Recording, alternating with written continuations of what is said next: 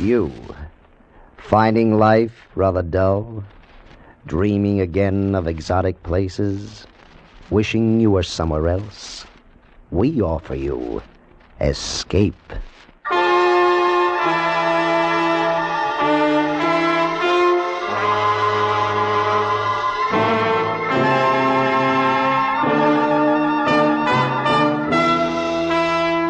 Escape, designed to free you from the four walls of today for a half hour of high adventure.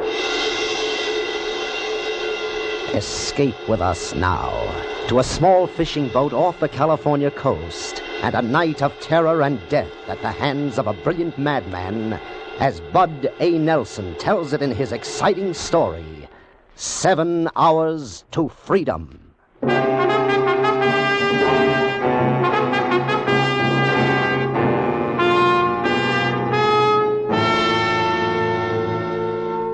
The Pacific Ocean off the coast of Southern California is usually thought of as calm and peaceful, where there's very little danger. But don't take the Pacific for granted, or you'll be writing your name in foam and throwing it into the wind. There can be trouble out there, all kinds of trouble. The winter months are the lean ones along the coast. Lou and I scrape the bottom of the barrel to make fuel and stores for my boat, the Merry Widow. Rigging for mackerel is fishing the hard way. You've seen the mackerel fleet sneak up on the coast. Those ghostly cities of lights offshore. Guys like Lou and myself trying to make a payload with lights and stinking chum. Mashed, marinated muck you toss overboard with your bare hands to attract the fish. We were anchored alone west of Point Doom Whistle Boy, about a mile out. It was dark except for the spot we flashed on the water and the flashing of headlights on Highway 101, where it dips down to the shore to get a run for Zuma Grade. There were mackerel around, and they were ready. Come on, baby. Up you come. And a boy, Lou. Keep them coming. Right. I'll move the chum out into the light. Hiya, come on, kids. Free chow, good juicy chovy paste. Come and get it. Oh, boy. They're hot. Payload. They're swarming into the spot. Hey, work the edges, Lou. Yeah. They're about ready for the net. Oh, look at them. 3 or 4 pounders. Show me a spot, boy. Lay it right in front of me. They're ready for the net. Current's offshore. Drag toward me. Right. Ease into him. Oh, boy. They're hot and heavy. That net's alive. Now, fill her up. Dynamite. Green dynamite. Come on, kiddies. Come to Papa.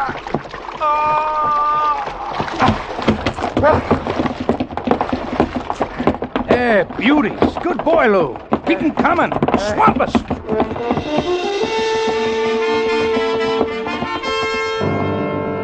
That's the way it works, if you hit it.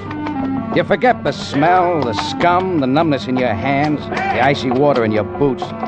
You forget you're heaving 30 to 50 pounds on the end of an 8-foot pole. And you see dollars pile up in the bin boards on your deck. You forget everything around you until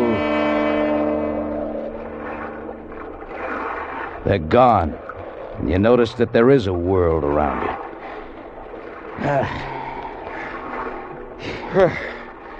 Here they go. School's out. 2 tons at least. Yeah.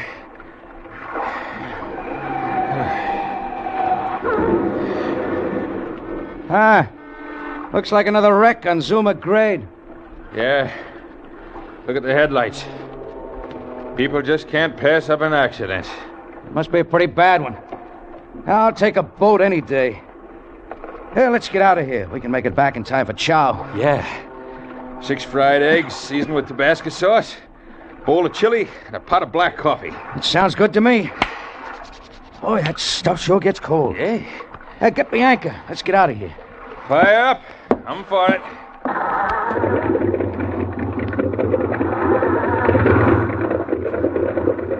Okay. Run up on it. Dead ahead.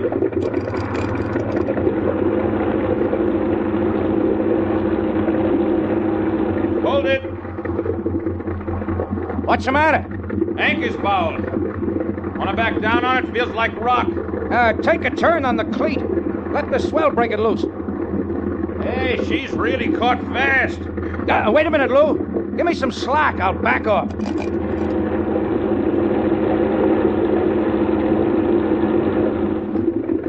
What's wrong? I don't know. Come here. What's up? Look. Company. Yeah. What the devil are those guys doing out here in a little rowboat at this hour? They're either drunk or crazy. They're sport fishermen. But I don't see any tackle. Ahoy there! Wait! Please wait! Oh, they're in trouble. Look. Guy in the stern. Hunched over. Hey, get the boat hook, Lou. I'll rig a fender. That tide's doing more good than the oars are. These boys aren't seamen. Nah. Watch the roll when he pulls you alongside. You in the bow, catch the rack. Hold yourself off. Hold it on, Jay! We have an injured man here. Lend a hand. Yeah, sure. Down, get aboard. Ellis, help Stacy. Help him? Dead weight. Give me your hand. Thank you. Thank you. Now, my injured friend. All right, you in the skiff. Yeah. Hand him to me. Yeah. Right here. Lift him as high as you can. Now, slip your hand out. Okay. There, I got him. Now, Lou, open the hatch to the cabin. Right.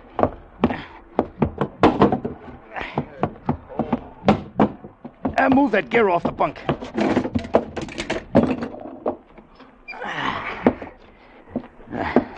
Unfortunate thing. Very unfortunate. Hand me the first aid kit. On the bulkhead behind you. Completely unnecessary. Efficient shooting, wouldn't you say? Perilously near the heart. Yeah. Fatally near. Here, put the kit back. It's too late. How'd this happen? Loaded gun. Yes. Loaded gun in expert hands. This may be pretty funny to you, mister, but I don't think it'll go over very big with the police. The police? No, I suppose not. Poor Stacy, his fourth and final loss. Look, mister, what's the story? Oh, that's right. You came in at the end. But first... What's a gun for? Your protection. And mine. Forgive me, young man, for pointing this at you. I use it only to establish command. Outside. Go on.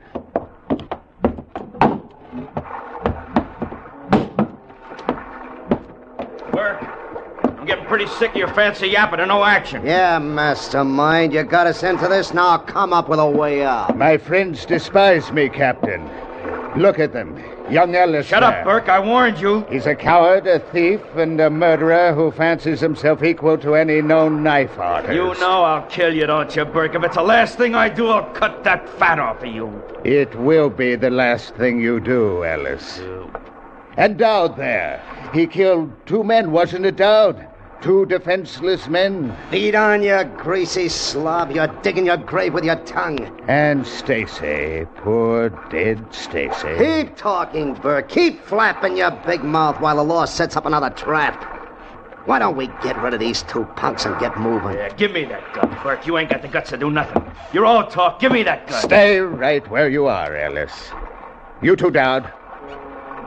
I supplied the intelligence that saw us this far, and I really don't need you anymore. Sit down. Both of you sit down right by that tank. Yeah, yellow, Burke. Plain dirty yellow. Make me sit down. Go on, Burke. Make me sit down.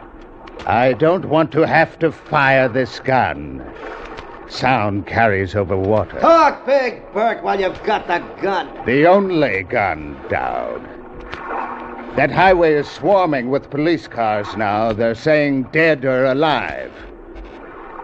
The choice is up to you. Make one move toward me or these fishermen, and I make the choice. You make the choice. You chose to lead us into a trap because you didn't have the guts to shoot a measly highway cop. You got Stacy shot. You wrecked the car. Then you nearly drowned us in that leaky rowboat. You can thank me in that leaky rowboat that you're alive right now. I feel very kindly toward that rowboat. Pull it aboard. Go on, pull it aboard. You two may need it. One false move and you'll find yourselves adrift. Captain, get the anchor up.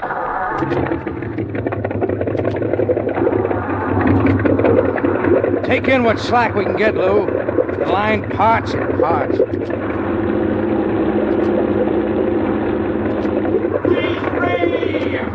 You will set your course by this pistol, Captain. Our destination is Mexico. Look, Burke, A word of warning, Captain. I seem to stand alone. These fools I took through prison walls have turned against me. But I still have a pistol. How far is the international border? 7, 8 hours. I prefer 7. 7 hours to freedom. My freedom. And 7 hours for us to consider your fate.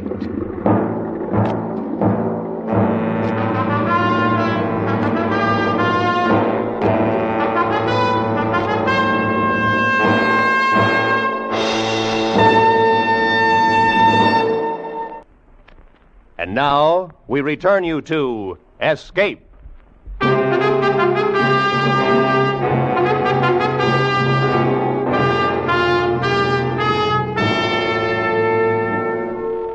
Dawn broke with the Los Angeles harbor light well on our stern. The Merry Widow's bow pointed at Mexican waters, and the pistol in Burke's fat hand setting the course. The morning was foggy. Other things were clear. Someone along Zuma Beach would find their rowboat missing. We had a dead man in the cabin, and the lives of Lou and I hung on the whim of a fat maniac. Our only hope was a radio. I switched the frequency to Coast Guard, tripped the mic to transmit, and hoped that someone would be listening.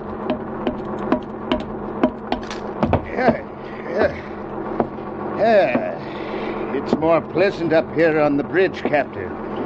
The cabin is somewhat stuffy. What's your master plan for the body? Loathsome things, dead man. Much as I'd like to dispose of it, we can't risk cluttering our trail. Let us hope there will be no more. There needn't be, you know, if you cooperate. Yeah, the Merry Widow's at your disposal, Mr. Burke. As long as you hold that gun on the crew, there's no choice but to take you to Mexico. We don't have too far to go. Just about due west of Long Beach, making 18 knots. You are unduly nervous, Captain. Is it the pistol? Look at our friends huddled together down there in the stern. Planning my assassination, and no doubt yours. You understand the situation, don't you? No. Then I'll tell you. This gun and I are your buffers, your guardians against the plotters back there. In exchange for this protection, you give me transportation.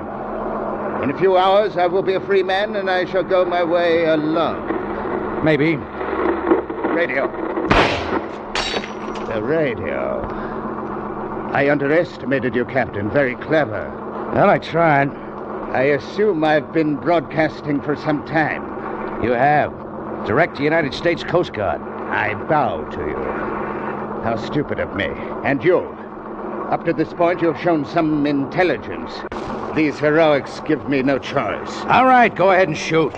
You'll pile into rocks before you hit San Diego. You'll never see Mexico. Lou's no pilot, none of you are. You're right. You are still useful. Resume your course. Look, Burke, you're supposed to be the brains of the outfit. If you're even half smart, you'll get in that skiff and head for shore.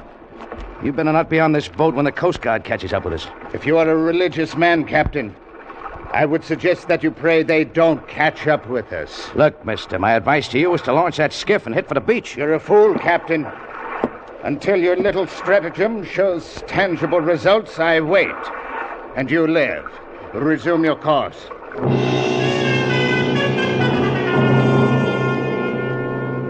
Newport Harbor bore off our bow, swung a beam, and slid past the stern. With it went my hopes of help from the Coast Guard out of Newport. No more stations now until San Diego. At the foot of San Clemente's red tile roofs, I saw a Santa Fe streamliner rushing north towards Los Angeles. I wished I was on it and headed in the same direction. How far are we from the border, Captain? 5, 6 hours. Good.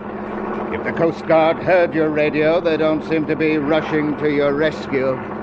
Take another look, Burke. Dead ahead and bearing down. Hold your course. Don't try to attract them or you die right where you stand. You, Lou! Yeah. Stay where you are. Hold your course, Captain. Mister, that's a Coast Guard picket boat. They got guns. Ellis, down. Stand up and wave. Make it look friendly. Don't overdo it. You, Captain, wave too. Wave, wave.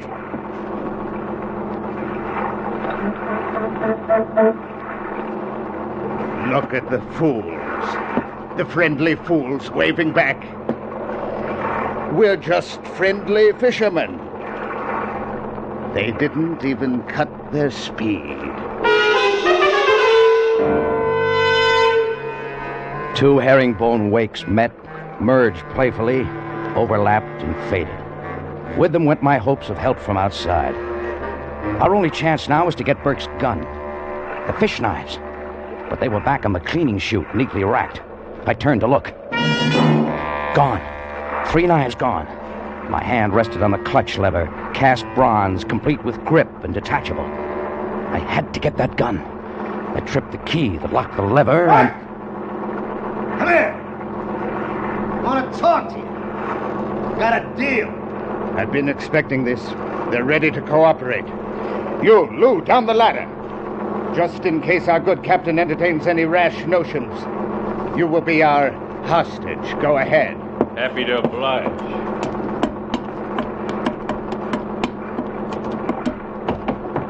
Step right back to the little group, Lou.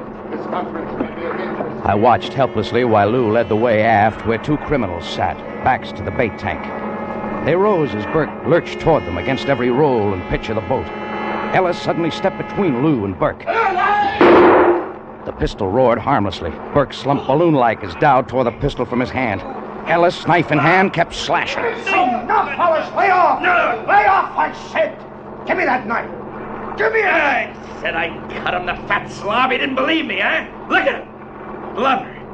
Blood and blubber. Come on, Lou! Up that ladder there to your buddy! Go on! Yes, sir.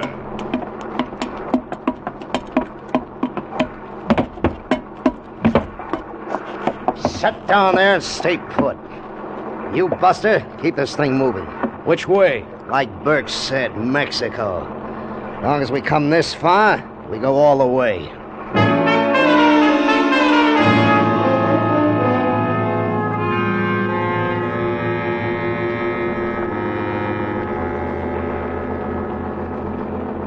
Move in.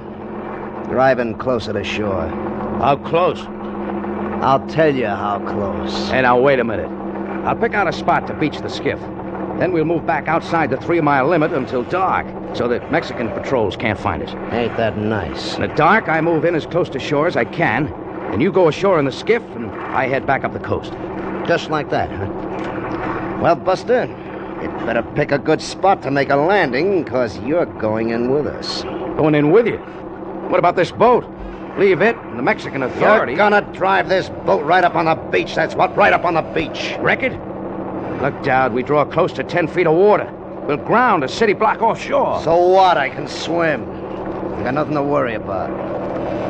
You ain't gonna need this tub no more. Look, Dowd. If we beach this boat, we mark the spot where you go ashore. But put in by skiff and you won't attract any attention. My radio's shot. It's 2 hours run back to San Diego. I can't holler anything that'll hurt you. It ain't 2 hours to Mexican cops. I can't go to Mexican cops. I haven't got a clearance. I'm not going to put into a Mexican port and have my boat impounded, am I?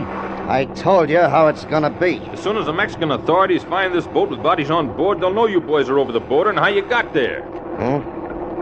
Well, maybe you got something. Now, I'll talk it over with Ellis. Don't try nothing.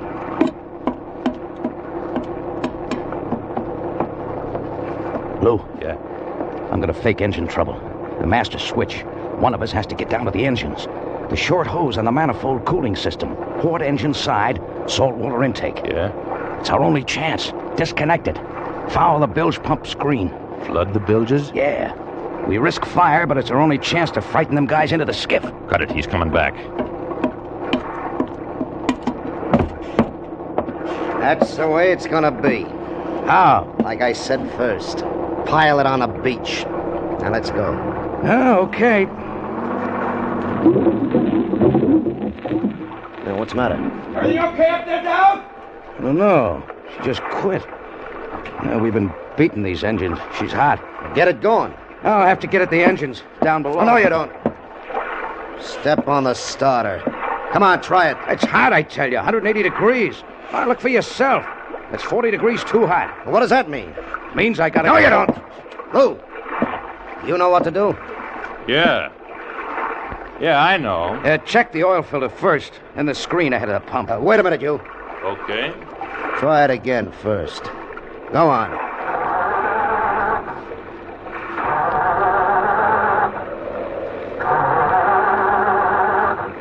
It's no use. The trouble's down the engine room. Go on, Lou. Hey, Ellis. Yep. Go down in the hole with this guy. Keep an eye on him. Okay, sure.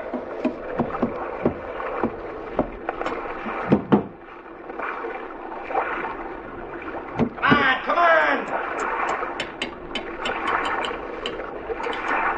Come on, you hurry it up down there. Tell him to try it now. I found the trouble. Tell him it's fixed. Hey! Try it now, he says.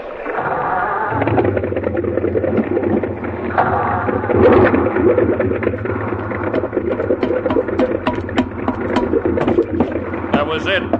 Piece of kelp in the screen. Plenty of water now. Plenty. Good. Get going.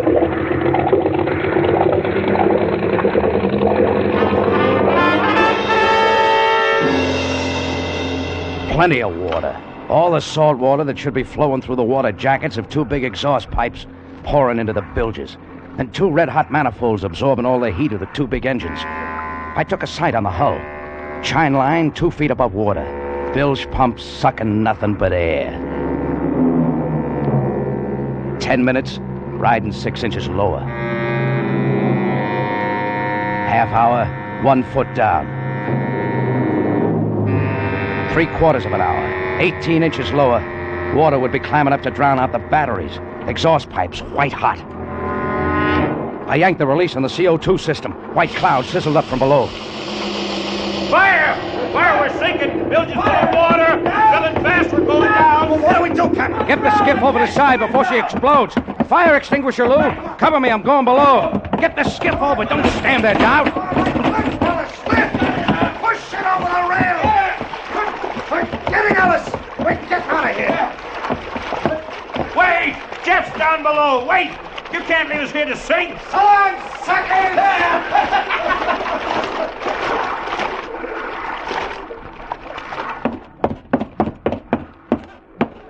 You all right down there, Jeff? Rats left us. I'll be right up. Whew. We nearly overdid it. The wood was smoldering. You're telling me. Batteries wet? Inch to go. Oh. Boy, that manifold was hot. Nearly didn't make it. Look at our friends beat water. Yeah, this proves the story about rats and sinking ships. Yeah, come on, Lou. Up on the bridge.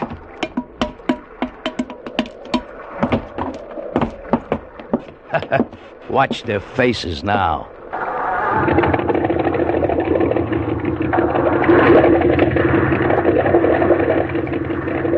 Hey, did you drop the bilge pump back in the well? No, we need that water in the bilges. Boy, we'll throw a wake like a little Queen Mary.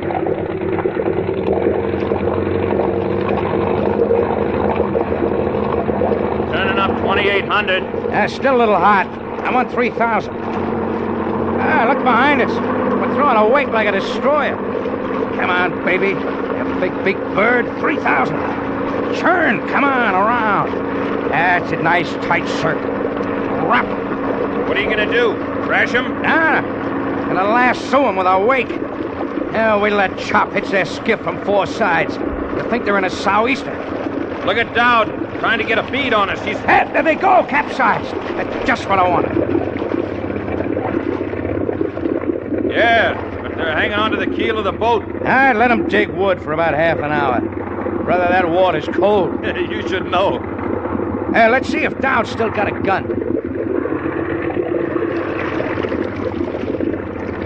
I can't tell.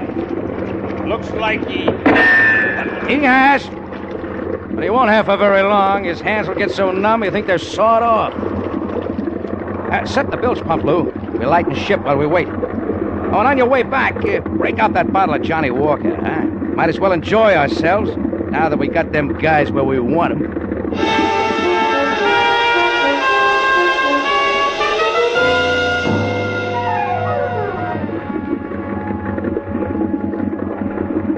I wonder about prices, Lou. Mackerel? $42. No, I didn't mean that. I meant bounty. Reward. State of California owes us quite a little dough. Mileage, 2 ton of spoiled mackerel, 1 radio transmitter, and 4 escaped convicts. 2 of them on ice. Well, get the boat hook, Lou. The 2 live ones are ready for the gaff.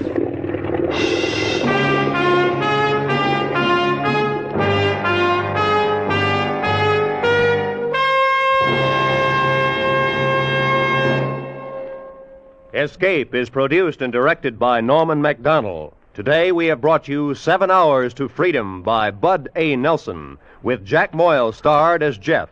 Featured in the cast were Stan Waxman, Jack Crucian, Barney Phillips, and Lou Krugman. The special music for Escape was arranged and played by Ivan Ditmars. Ladies and gentlemen, next week, Escape will present one of the most unusual and terrifying stories of recent years. The Earth Abides by George Stewart, especially adapted for radio by David Ellis.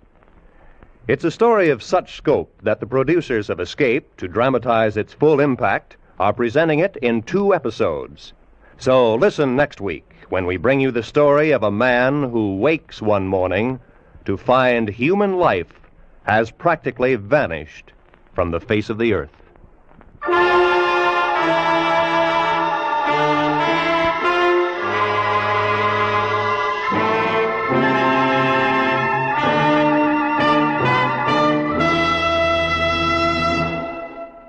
Roy Rowan speaking. This